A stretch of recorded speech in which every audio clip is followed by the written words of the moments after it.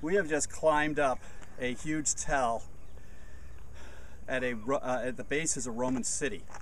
But this tell is pretty remarkable because underneath this tell, when you start digging up the dirt, you find an ancient city.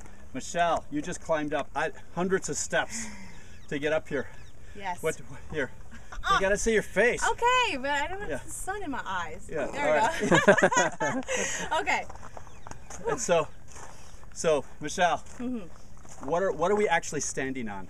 We're standing on a tell where if you dug down deep, you would find an Israelite city. This is a tell where Saul and Jonathan were hung on when they were killed. What's really interesting, and that was a battle against the Philistines. They were trying to get to a road, to control a road called the Via Maris on the other side of this city.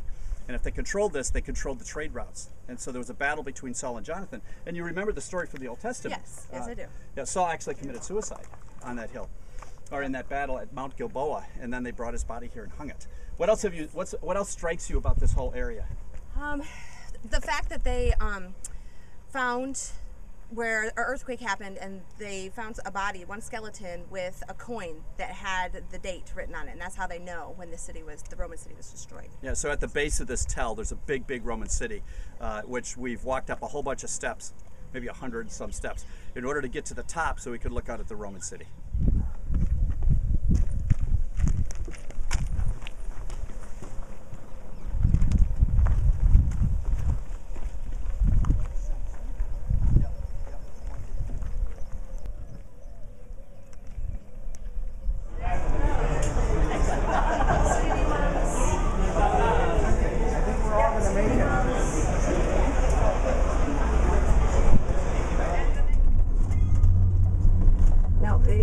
Not everybody has to go to the monastery. If some people just want to sit and rest, that's fine.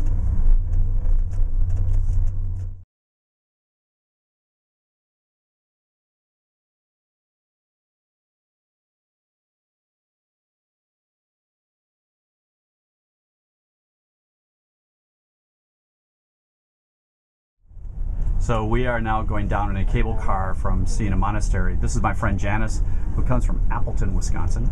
And Janice, what kind of experience did you have there on the side of that mountain?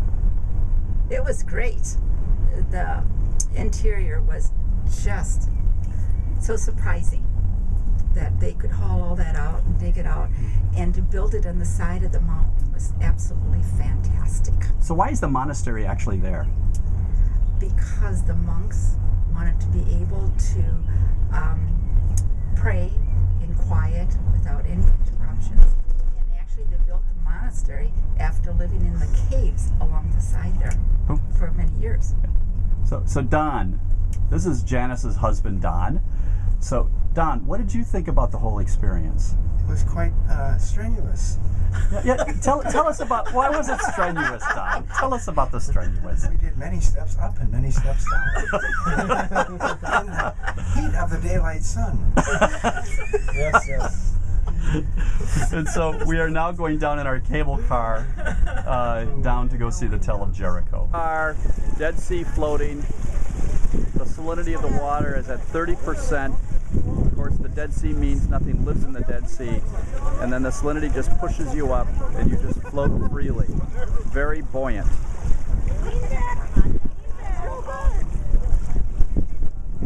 That's a really bizarre feeling.